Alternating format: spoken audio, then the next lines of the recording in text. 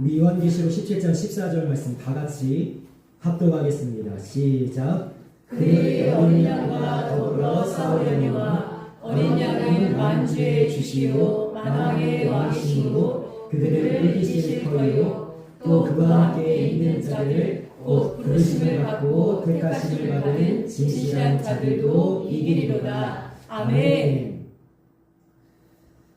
지난주에 우리가 교제하면서 이야기를 나눈 것처럼 오늘은 요한계시록을 전체를 다룹니다. 이 시간에는 제가 강의가 될 거라고 예상했지만 설교가 될 것입니다. 여러분들의 요한계시록에 대한 궁금증을 푸는 시간이 아닙니다. 이 시간에는 요한계시록 하나님께서 우리에게 왜 주셨는지 세 가지 도전이라는 이 말씀의 제목을 가지고 세 가지로 살펴보려고 합니다. 요한계시록을 시작하면서 왜 지금 17장 14절 말씀 이 한 절을 지금 읽었는가 보면 요한계시록 전체를 한마디로 이야기하면 바로 이것이기 때문입니다. 자, 두 가지 예수님께서 이기신다 그리고 우리가 이긴다라는 것을 두 번 말씀하시죠. 그들을 이기실 터이요 진실한 자들도 이기리로다. 이런 요한계시록 전체의 최종 결론, 우리가 요한계시록을 대할 때에 그 어떠한 두려움과 의심과 어떠한 고민으로 이 말씀을 대하는 것이 아니라 이 말씀은 최종 승리에 대한 말씀이라는 거죠. 여러분, 그런데 예수님께서 승리하시는 이유가 뭔가 보니까 이렇게 말씀합니다. 어린 양은 만주의 주시요 만왕의 왕이심으로. 왜 이기신다고요? 한마디로 얘기하면 예수님께서 가장 강하시기 때문입니다. 여러분, 세상의 위정자들과 권력자들과 권세자들이 세상을 휘두르는 것 같고 여러 가지 정책과 문화적인 공격으로 인해서 우리 성도들을 공격하고 믿는 자들을 향한 어떠한 비방과 어떠한 공격들이 있는 것 같아도 여러분 보십시오. 더불어 싸우려니와 사단이 공격한다니까요. 우리를 뒤흔드는 세상의 문화가 있다니까요. 우리가 싸워야 되는 영적 전투에 대해서 요한계시록은 전체에 걸쳐서 말씀하고 있지만 이 세상에 어떠한 힘을 가지고 능력을 가진 자보다 이 세상의 위정자들과 권세자들과 권력자보다 누가 강하시기 때문에? 주님이 제일 강하시기 때문에 주님이 반드시 이기실 터이요. 뭐라고 말씀하십니까? 믿는 우리도 이기리로다. 여러분, 이 렌즈를 가지고 요한계시록을 보셔야 돼요. 제가 왜 이것을 선포하면서 오늘 요한계시록을 살펴보려고 하냐면 이 렌즈를 가지고 여러분 요한계시록을 보지 않으면 어떤 일이 벌어지냐. 지난주에도 잠깐 나눴지만 용을 보면 두렵고 바다 짐승을 보면 두렵고 짐승의 숫자 666 보면 두려운 거예요. 이게 뭐야? 7 대접, 7 나팔, 7 인, 최종의 불못에 던져지고 무적행에 던져지고 이런 내용들을 보면 두려울 필요가 없습니다. 왜냐하면 그 모든 것을 지나 우리를 어떻게 하신다고요? 이기게 하실 거라는 거예요. 우리의 승리에 대한 보장, 최후 승리에 대한 말씀이 요한계시록의 말씀이기 때문에 여러분 이 말씀을 이 렌즈를 가지고 저와 함께 살펴보면서 은혜를 나누고 또 최후 승리를 굳건하게 믿는 믿음이 있기를 주님의 이름으로 축복합니다. 아멘. 제가 이미지를 하나 가져왔는데요. 오늘 이미지가 세 가지 준비되어 있습니다. 제가 이번 한 주 동안 요한계시록 묵상하면서 이런 이미지로 좀 나눴으면 좋겠다. 여러분 가만히 보십시오. 이게 뭐죠? 뭐라 그래요? 왜 팥빙수예요? 왜? 우리가 왜 팥빙수예요? 다시 들어가는 김순이. 아니에요. 저는요 사실은 이 더운 여름에 가장 먹고 싶은 음식이 팥빙수거든요. 정말 먹고 싶어요. 얼마나 시원할까요? 그런데 저는 팥빙수라고 하는 게 마음에 안 듭니다. 왜냐하면 제가 제일 싫어하는 게 팥이에요. 팥빙수에 들어간 것 중에 얼음도 좋고 다 좋은데 제가 제일 싫어하는 거, 왜냐하면 그 팥의 퍽퍽함, 그게 마음에 안 들어서 제가 생각을 해봤어요. 아니, 팥빙수라고 하지 말고 얼음빙수라고 하든가. 아니면 저는요 팥 빼고 다 좋아합니다. 여러분, 떡도 올려져 있죠, 과일도 올려져 있죠, 젤리도 올려져 있죠. 여러분 얼마나 맛있어 보입니까? 저 팥 빼고 다 맛있어 보이거든요. 그럼 여러분 젤리 빙수, 떡 빙수, 과일 빙수 이런 거 얼마나 좋아요. 요즘엔 제일 사람들이 많이 먹는 게 망고 빙수인데 제일 많이 팔린다고 하더라고요. 망고 빙수가. 근데 여러분 팥을 빼면 좋겠는데 이걸 뭐라고 해요? 팥빙수라고 하죠. 왜 그럴까요? 가장 중요한 걸 얘기하는 거예요. 네. 제가 오늘 요한계시록을 다룰 때 어떻게 다룰까요? 팥빙수처럼 다룹니다. 중요한 얘기만 하는 거예요. 만약에 요한계시록에 있는 거 제가 다 상징적인 거 설명하고 이게 이런 의미입니다. 그리고 여러분들의 궁금증을 다 풀려고 하면 여러분 1박 2일 하셔야 됩니다. 1박 2일도 안 돼요. 저 세미나 2박 3일 다녔잖아요. 다 못 배웠습니다. 30분의 짧은 설교의 시간에 뭐만 다루겠다고요? 팥만 다룰 겁니다. 그러니까 머릿속에 여러분 어지럽게 지금 돌아다니는 젤리, 떡, 이게 얼음 다 잊어버리세요. 과일 이런 거 잊어버리세요. 뭐만 다룬다고요? 팥만 다릅니다. 팥빙수니까.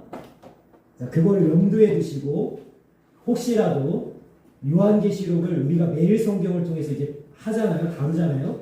내일까지가 별로 궁금할 거 없는 7교회가 끝납니다. 라오디게아 교회를 끝으로 내일 우리가 끝나거든요. 그 다음부터 여러분들이 의문이 생기는 것들. 아, 이건 뭐예요? 저건 뭐예요? 그럼 저한테 개인적으로 물어보시면 돼요. 개인적으로.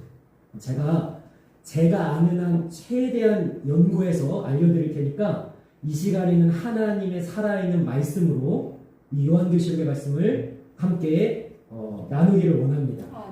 이 요한계시록을 제가 이번 주에 묵상하면서 이 책에 대한 단 하나의 결론을 내렸습니다. 이 책은 사람들이 이렇게 아마 이름을 붙일 것 같아요. 예언의 책, 계시의 책, 미래의 장래에 일어날 일에 대한 어떤 그런 일에 대한 책 이런 걸 이야기하겠지만 저는 이 한 단어로 이 책을 좀 결론을 지었습니다. 뭐라고 이야기했냐면 도전의 책이다. 아멘. 여러분 도전하면 어떤 거죠? 예전에 유재석이 이렇게 출연했었던 무한도전 보면 여러분 말 그대로 무한도전이잖아요. 그러니까 어려운 걸 도전한단 말이에요. 어려운 걸 도전하다가 성공을 했어요. 그런데 도전이라고 외치지 않았기 때문에 도전이 아니에요. 도전이라고 외쳐야 도전인데 도전이라고 외치지 않았기 때문에 도전이 아니에요. 도전이라고 외치고 본 게임에 들어가서 이겨야 이긴 건데 여러분 도전하면 우리 무슨 생각이 드냐면 금메달에 도전한다.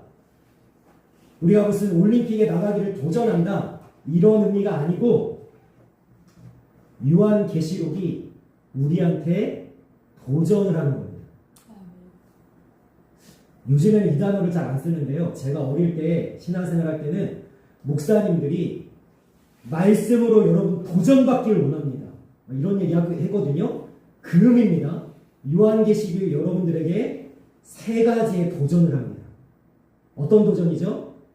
제가 국어사전을 살펴봤습니다. 정면으로 맞서 싸움을 건다는 게 도전인데 어떤 도전이냐면 너 이렇게 할 수 있겠냐?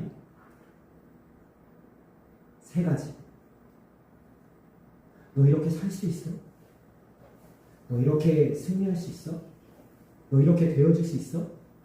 나한테 도전의 말씀으로 요한계시록을 받으시길 원합니다. 자, 첫 번째 도전. 제가 말씀을 4개를 준비했습니다. 같은 말씀이지만 일부러 4개로 준비했거든요. 쭉 읽어 내려가겠습니다. 같이 읽겠습니다. 시작. 주 하나님이 이르시되 나는 알파와 오메가라. 이제도 있고 전에도 있었고 장차 올 자요 전능한 자라 하시더라. 아멘. 여러분 요한계시록은 아시다시피 창세기와 대조되는 책입니다. 창세기는 뭘 다루고 있죠?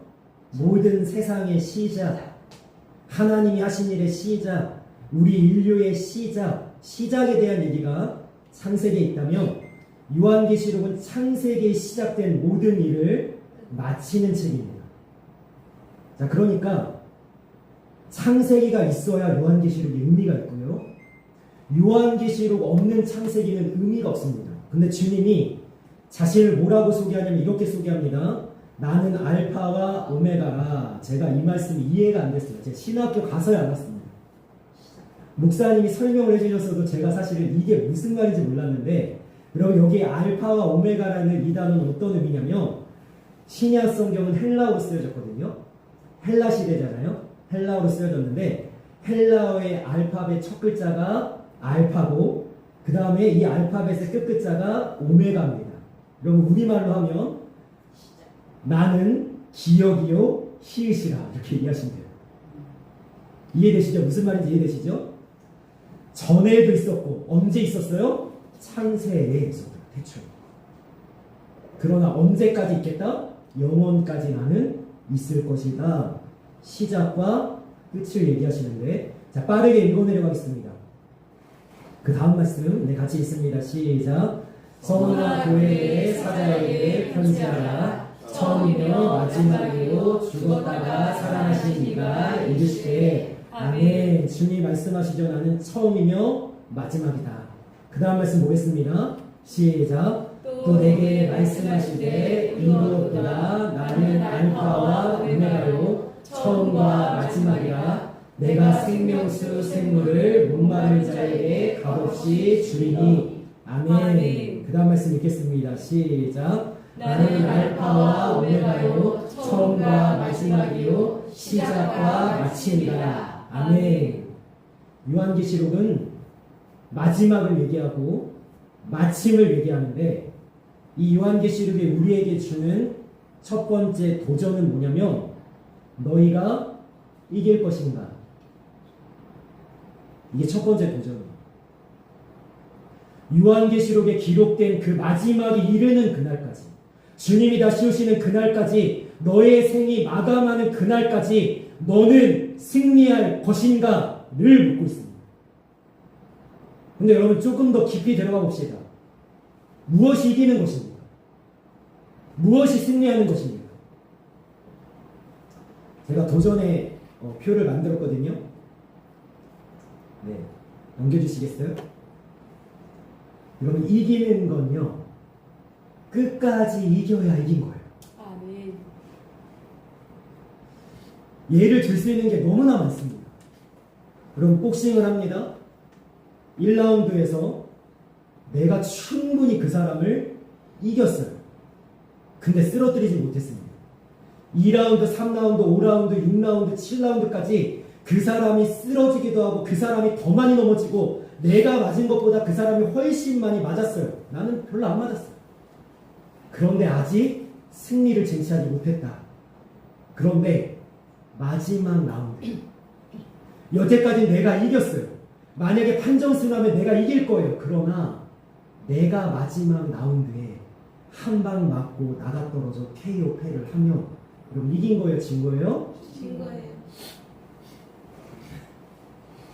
마라톤을 하는데 42.10m를 내가 계속해서 1등으로 달립니다. 마지막 결승선이 가까울 때까지 1등으로 계속 달렸어요. 나는 1등이야. 나는 금메달이야. 계속 달리다가 마지막 결승점 지점에 역전을 당합니다.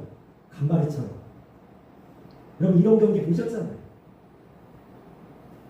스피드 스케이팅 할 때 여러분, 날 하나 차이, 손가락 하나 차이, 머리카락 하나 차이로 승부가 결정날 때, 아무리 내가 중간에서 잘 달리고 과정 가운데 열심히 하고 내가 이겼다 하더라도 마지막 결승선 종료 이슬이 울리는 그 순간에 이겨야 이긴 거지. 그러니까 이긴다는 건 무슨 의미냐면 끝에서 승리해야 이긴 거죠. 요한계시록 그 도전을 하는 거예요. 잘하고 있다 너희들. 잘 달려가고 있다. 믿음으로 잘 살아가고 있다. 너희들이 말씀에 잘 순종하고 있다. 그러나 주님이 뭐라고 말씀하십니까? 이기는 자와 끝까지 내 일을 지키는 그에게. 끝까지 승리해야 되는 거죠. 사울왕이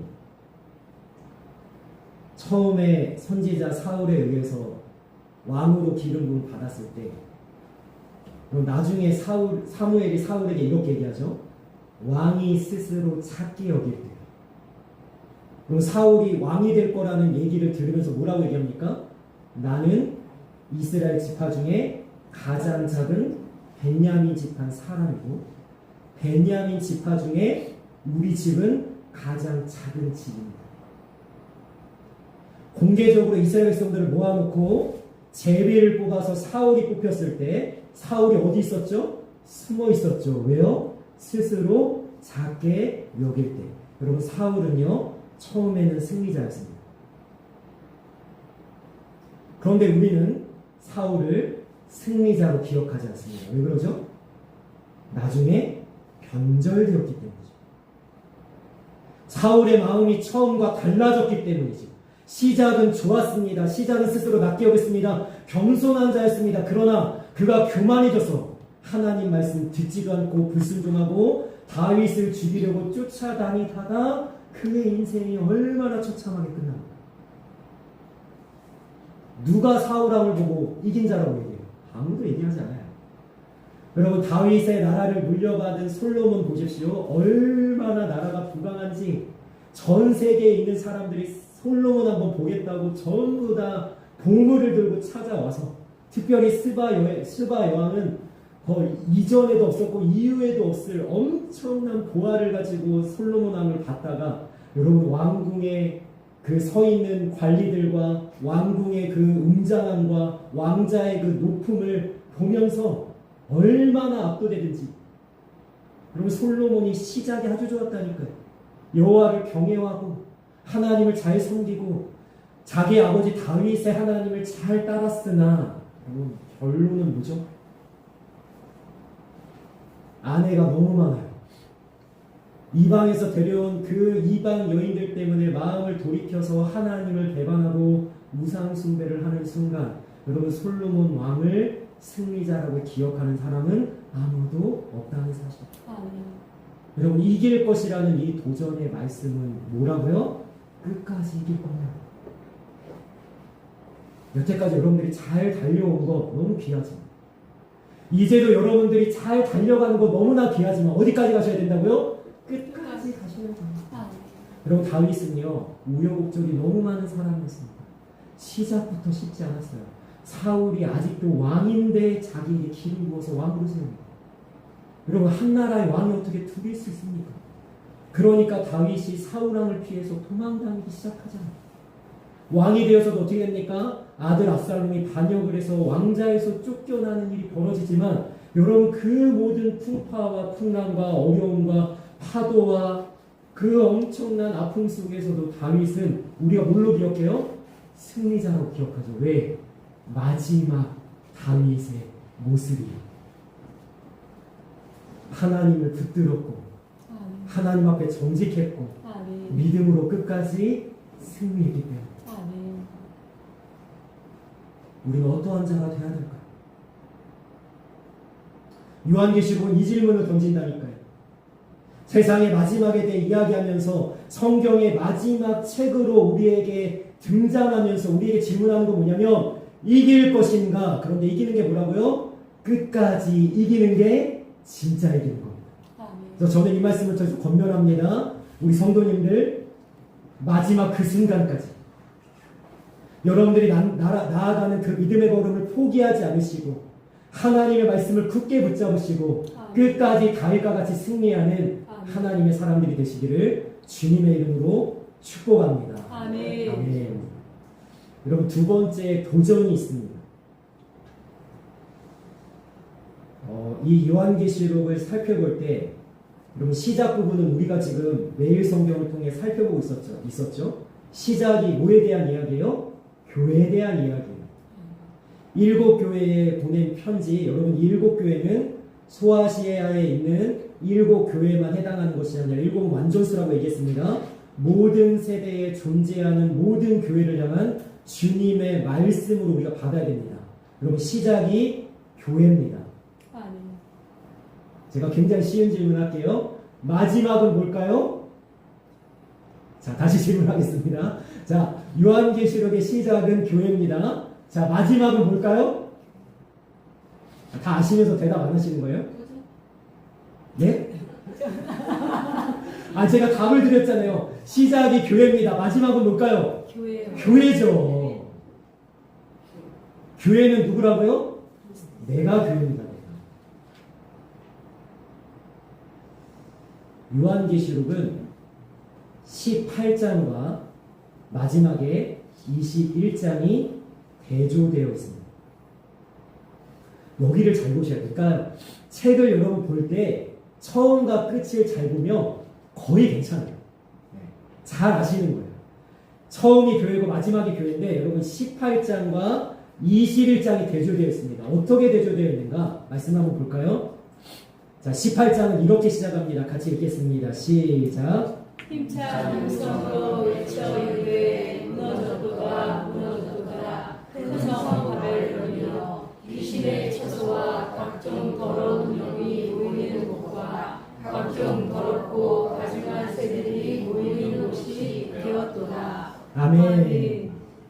여러분 제가 요한계시록을 얘기하면서 이렇게 말씀드렸습니다. 이것은 상징이다. 여러분 여기 바벨론은 그때 2000년 전에 요한계시록이 쓰여질 때는 로마를 가리켰고 지금 이 시대에는 뭘 가리킬까요? 세상을 가리키는 거겠죠. 그런데 그 표현하는 단어를 한번 보십시오. 크다라는 표현이 있어요. 여러분 세상은 큰 것을 추구합니다. 더 많은 것, 더 좋은 것, 더 귀한 것, 더 높은 것. 그럼 이게 세상의 특성인데 그 다음에 21장과 제가 대조된다고 했습니다. 같이 읽겠습니다. 시작. 또 내가 보매 거룩한 성 예루살렘이 하나님께로부터 하늘에서 내려오니 그 준비한 것이 신부가 남편을 위하여 단장한 것 같더라. 아멘. 여러분 여기서 거룩한 성 새 예루살렘은 교회고 교회는 누구라고요? 내가 교회입니다. 마지막 순간에 큰 성 세속화되고 타락하고 더러운 곳이 가득한 세속적인 모습으로 주님 앞에 서지 말고 주님 앞에 단장한 새 신부와 같은 신실한 신앙의 모습으로 서 있어라. 이것이 요한계시록이 우리에게 도전해주고 있는 거예요.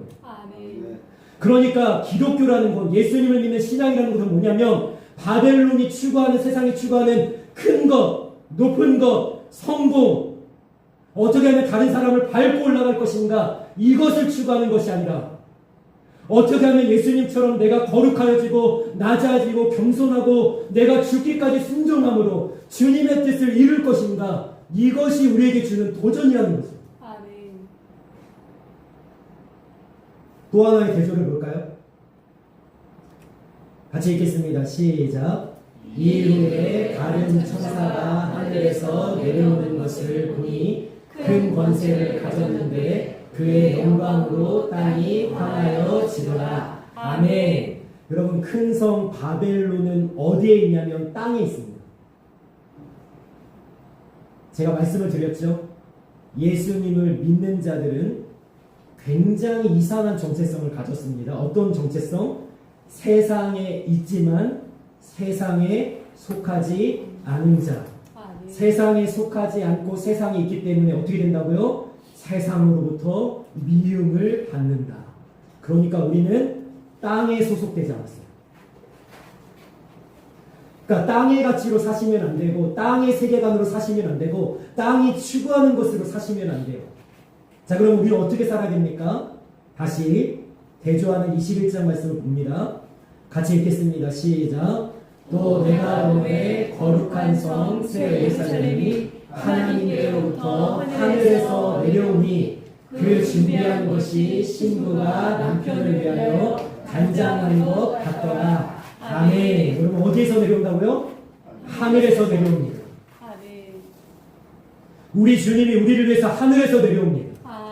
그리고 우리를 어디로 들려 올리실까요? 하늘로 들려 올리시죠. 왜? 우리는 하늘에 속한 자이기 때문입니다.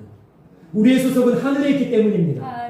우리는 하늘의 가치로 살아야 되고 하늘의 추구함으로 살아야 되고 하늘이 요구하는 것으로 살아야 되는 거예요. 이것을 한마디로 이야기하면 거룩이죠. 거룩이 무엇인가? 그 다음 말씀 보겠습니다. 같이 읽겠습니다. 시작. 그의 심판은 참되고 의로운지라 은행으로 땅을 더럽게 한 그 음녀를 심판하사 자기 종들의 피를 그 음녀의 손에 갚으셨도다 하고 아멘. 18자가 19장은 큰 성 바벨론에 대한 얘기를 하고 있습니다. 큰 성 바벨론은 음녀가 지배하는 세상이에요. 여기서 음녀는 몸을 파는 여인을 얘기하는 게 아니라 영적인 의미입니다. 하나님을 거부하게 하고 하나님을 못 믿게 하고 하나님께 가까이 나아가지 못하게 하고 하나님을 예배하지 못하게 하는 모든 술수가 음녀입니다. 아까 제가 말씀드렸죠. 새 예루살렘은 주님의 신부로 서 있어야 되죠. 그런데 신부가 정절을 지키지 않아요. 남편 예수님을 향한 순결을 지키지 않아요. 이게 음행이고 이게 간음이라는 거죠. 여러분, 그런데 음녀가 어떻게 세상을 유혹할까요? 머리 막 풀어헤치고 막 화장도 안 한 얼굴로 옷도 막 그냥 너저분하게 입은 채로 세상을 유혹할까요? 음녀가 어떻게 유혹할까요? 머리를 가장 예쁘게, 얼굴도 가장 예쁘게 화려하게, 몸도 가장 예쁘게 사람들이 욕할 만한 모습으로 꾸미고, 여러분, 세상이 우리의 눈에 바라볼 때에 얼마나 먹음직스럽고 보암직한지 몰라요. 근데 제가 지난주에 우리 성도님과 대화하면서 이미지 하나를 발견했습니다. 여러분, 그것이 아무리 화려해 보이고 아무리 먹음직스러워 보이고 아무리 따라갈 만해 보여도 여러분, 이 이미지를 기억하십시오. 뭐죠? 너무 먹고 싶게 생겼잖아요. 그잖아요. 여러분, 그냥 식용버섯은요 얼마나 볼품없는지 몰라요. 먹어도 되는 거야 이거? 야, 이거 이렇게 못생겼어, 이런 건데, 여러분, 독버섯은요 사람을 유혹하기 위해서 얼마나 화려하게 생겼습니다. 여러분, 세상이 큰 성 바벨론이 그렇게 우리를 미혹하기 시작합니다. 야, 나 따라올 만하지 않냐? 야, 한번 이렇게 살아갈 만하지 않냐? 야, 이렇게 한번 너도 누려봐야 되지 않냐? 세상에서. 야, 쾌락을 쫓아, 네가 하나님이래. 많은 사람들이 그것에 현혹되어서 넘어갈 때, 여러분, 요한계시록은 우리에게 도전해주고 있어요. 어떤 도전을 하고 있냐? 넘겨주십시오. 거룩할 것인가라는 도전을 하는데, 여러분, 제가 여기에 세 가지의 질문을 던졌는데 이게 굉장히 이상하죠. 제가 왜 이렇게 표현을 했냐면요, 월요일 저녁에 이제 요한계시록을 이번 주에 설교를 해야 되는데 너무 마음에 부담이, 저 어제 잠 설쳤습니다. 오늘도 여기 서기 전에 얼마나 두렵고 떨리는지. 요한계시록 본격적으로 다뤄본 적이 없기 때문에. 그런데요, 요한계시록을 월요일 저녁에 기도하면서 묵상 가운데 하나님이 우리에게 요구하시는 것이 거룩이구나 하는데, 여러분, 거룩 이렇게 얘기하는데 제 마음에 여러분 아멘이 나오는 게 아니라 거부감이 올라오는 거예요. 죄송합니다. 제가 목사하고 신학을 공부하고 우리 성도님들 이렇게 말씀으로 가르치는 자임에도 불구하고 제 안에서 하나님한테 이렇게 얘기했어요. 거룩하기 싫어요. 꼭 거룩해야 돼. 근데 제 얘기뿐만이 아니라 모든 사람들이 이렇게 느낄 것 같다는 거예요. 하나님은 거룩을 요구하시는데 우리는 거룩하기 싫은 본성과 죄성이 올라오기 시작하는 거죠. 여러분, 그래서 제가 거룩을 왜 이렇게 표현했냐면, 거룩은 좀 이따 제가 나누겠지만 고난과 똑같구나. 사람들이 그렇게 싫어하는구나, 고난만큼. 고난을 좋아하는 사람이 어디 있습니까? 여러분, 그러니까요, 고난을 넘으면 돼요. 고난을 통과할 것인가? 고난을 감수할 것인가? 고난을 각오할 것인가? 그런데 그 고난에다가 제가 거룩을 바꿔서 넣은 거예요. 거룩을 통과하시겠습니까? 거룩을 감수하시겠어요? 거룩을 각오하시겠습니까? 정말로 이 세상과 다른 모습으로 살아가시겠습니까? 정말 이 세상의 가치관, 큰 성 바벨론이 음녀처럼 유혹하는 이 보암직도 하고 먹음직도 한 세상을 거부하고 주님이 가신 그 좁은 길로 걸어가시기를 결단하시겠습니까? 요한계시록이 이걸 도전하고 있는 거예요.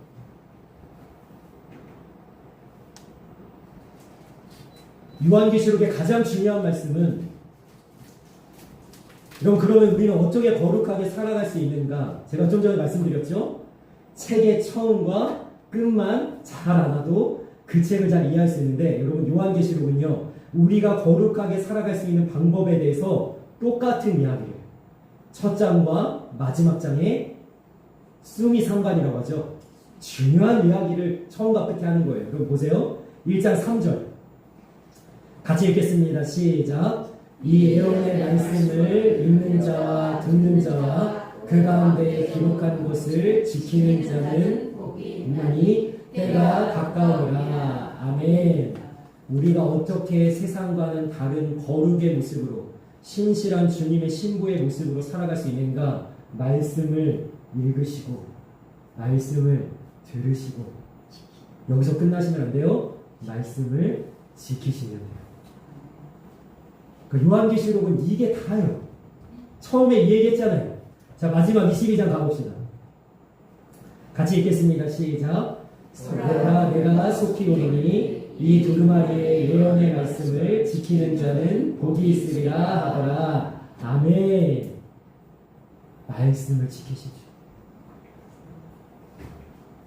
여러분들에게 어떠한 환경과 풍랑과 상황과 문제가 벌어져도 말씀을 지키십시오. 큰 성 바벨론에서 음료와 같은 유혹과 여러 가지 우리를 둘러싼 상황들이 벌어진다 해도 말씀을 지키십시오. 그렇게 해서 주님 앞에 거룩하게 세워지는 주님의 사람들이 되시기를 주님의 이름으로 간절히 축복합니다. 네. 그럼 세 번째 도전은 그림을 제가 보여드릴 텐데요. 이거는 제가 만든 게 아닙니다. 제가 2박 3일 세미나를 다녀왔을 때 우리 백석대학교 대학원 설교학 교수이신 이유재 교수님이 만든 걸 제가 그대로 가져왔습니다. 자, 시작은 무슨 내용이냐면 하나님의 계획이 시작되는 거고, 자, 마지막에 21장과 22장은 하나님의 계획이 완성되는데, 자, 사실은 요한계시록을 우리가 대하기 어려운 거는 처음과 마지막이 아니에요. 중간입니다. 중간. 6장부터 16장. 거기에 여러분들이 이해하기 힘든 모든 상징이 다 담겨 있어요. 자, 그것을 하나의 이미지로 좀 살펴보도록 하겠습니다. 자, 보십시오. 재앙은 세 가지 단계로 우리에게 내려옵니다. 자, 7 인이 나오고요. 7 나팔이 나오고요. 7 대접이 나옵니다. 여러분, 여기에 나오는 중간중간에 나오는 모든 상징적인 의미 다 내려놓으시고 뭐만 주목하시면 되냐면 7 인과 7 나팔 사이에 있는 말씀, 그 다음에 7 나팔과 7 대접 사이에 있는 하나님의 말씀에 주목하셔야 되는데, 제가 뭐라고 했죠?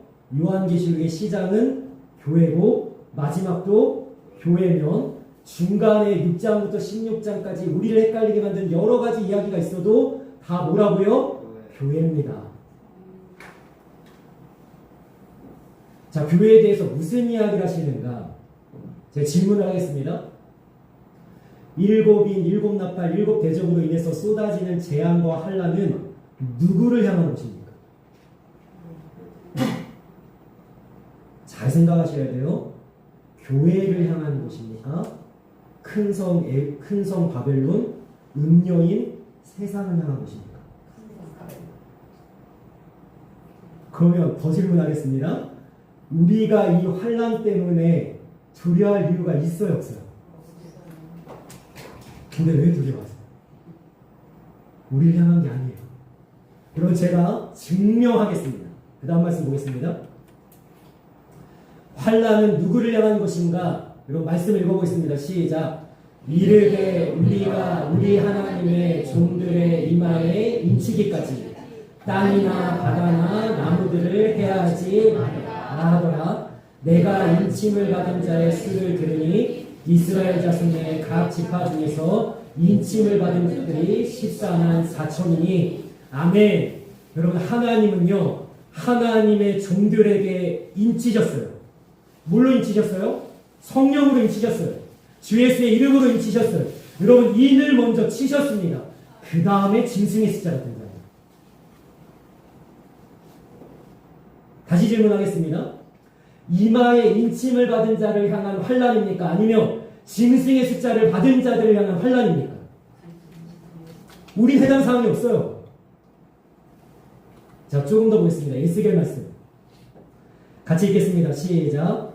여호와께서 이르시되 너는 예루살렘 성 중에 순행하여 그 가운데에서 행하는 모든 가증한 일로 말미암아 탄식하며 우는 자의 이마에 표를 그리라. 다 죽이되 이마에 표 있는 자에게는 가까이 하지 말라. 내 성소에서 시작할지니라. 아멘. 여러분 이마에 표를 그리셨어요. 뭐라고 말씀하세요? 다 죽이되. 세상은 큰 성 바벨론은 환난을 당할지라도 이마에 표 있는 자에게는 건들지도 마라. 가까이 하지 마라. 교회는 지키신다니까요. 그러나 온 세상이 환난 당하는 가운데 교회를 향한 고난이 있겠죠. 일부분. 자, 그러면 이 고난은 우리를 망하게 하고 죽이게 하는 고난입니까? 아니면 우리를 단련하고 훈련하는 고난입니까? 아멘. 여러분 그러면요 세 번째 이미지가 나옵니다. 자, 요나가 하나님한테 불순종해요. 끝까지 불순종해요. 뭐라고 얘기해요? 나를 바다에 던져라. 나 하나님의 말씀에 순종하는지 차라리 죽겠다. 바다에 던졌더니 하나님께서 큰 물고기를 예비하셔서 요나를 잡아 집어삼켰습니다. 여러분 이 큰 물고기는 요나에게 요나를 죽이려고 하는 겁니까? 아니면 요나를 살리려고 하는 겁니까? 우리에게 요한계시록에 있는 모든 고난은 큰 물고기 뱃속이에요. 무엇을 하려고 하는 거예요? 새 예루살렘 단장한 신부와 같이 하나님 앞에 신실하게 세워질 때까지 고난을 통해 우리를 담금질하시는 거예요. 여러분 고난이 없으면 우린 다 교만하고요. 고난이 없으면 우리가 어떻게 해요? 하나님이 없다. 하나님을 버린다. 고난이 없으면 어떻게 돼요? 하나님을 찾지 않고 하나님께 부르짖지 않습니다. 마지막으로 여러분 이 중요한 한 가지 이미지를 제가 다루려고 할 때 여러분 또 제가 질문했어요. 아까 했던 질문입니다. 거룩 대신에 제가 이제 고난을 넣었죠. 여러분 한 가지 이미지만 우리 다루고 말씀을 맺으려고 하는데요. 그 다음 보여주십시오. 요한계시록 5장에 들어서면 사도 요한이 드디어 계시를 받는데 여러분 하늘로 올림을 받아서 두루마리 책이 딱 놓여졌습니다. 그런데 이 인공된 책을 펼칠 사람이 하늘 위에도 없고 땅 위에도 없고 땅 아래에도 없습니다. 사도 요한이 너무나 슬퍼서 울며 통곡하는데 천사가 나타나서 뭐라고 이렇게 얘기합니다. 다윗의 뿌리. 근데 제가 색깔로 표시한 데 보세요. 유다 지파의 사자예요. 여러분 사자입니다. 사자라고 얘기했는데 실제로 사도 요한에게 나타난 건 사자가 아니라 여러분 뒤에 보세요. 뭐예요? 어린 양이에요. 유다 지파의 사자 다윗의 자손이라면서요. 사자라면서요. 근데 왜 어린 양이죠? 그럼 예수님께서 승리하시는 방법은 어린 양에서 사자가 되신 거죠. 어린 양 없는 사자는 없는 거죠. 십자가 없이 부활은 없는 거죠. 고난 없이 영광은 없는 거죠. 그런데 우리는 어떻게 하고 싶어요? 고난은 패스. 십자가는 감면해 주시고. 그건 예수님의 길도 아니고 예수님의 방법도 아닙니다. 그건 가짜죠. 우리는 예수님이 다시 오시는 날, 우리의 생이 마치는 날, 우리의 끝날이 이르는 날 사자가 될 것입니다. 예수님이 사자가 된 것처럼 우리도 사자가 될 것이에요. 그런데 무엇을 거쳐야 된다고요? 어린 양을 거치셔야 돼요. 예수님처럼 낮아지셔야 되고 예수님처럼 죽어야 됩니다. 고난 당하셔야 돼요. 그것을 감수하시고 그것을 각오하시고 그것을 통과하셔야 됩니다. 예수님이 실제로 그 길을 걸으셨고 우리에게 말씀하시는 거예요. 너희는 그 길을 걸을 수 있겠냐? 여러분 제가 이 요한계시록을 다루면서 이해하기 쉽게 세 가지 이미지를 좀 말씀을 드렸습니다. 여러분 이 요한계시록은 무엇을 도전해 준다고요?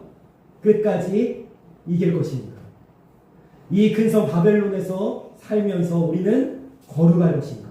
마지막에 뭐라고요? 고난을 감수할 것인가? 그럼 이 세 가지 요한계시록이 굉장히 중요하게 우리에게 던지는 이 세 가지 도전 앞에 주님 나는 각오합니다. 주님 나는 말씀으로 살겠습니다. 주님 나는 끝까지 이기겠습니다. 이러한 결단과 신앙의 모습으로 주님 다시 오시는 그날까지 믿음으로 승리하는 최후 승리자 되시기를 주님의 이름으로 간절히 소망하며 축복합니다. 아멘. 기도하겠습니다.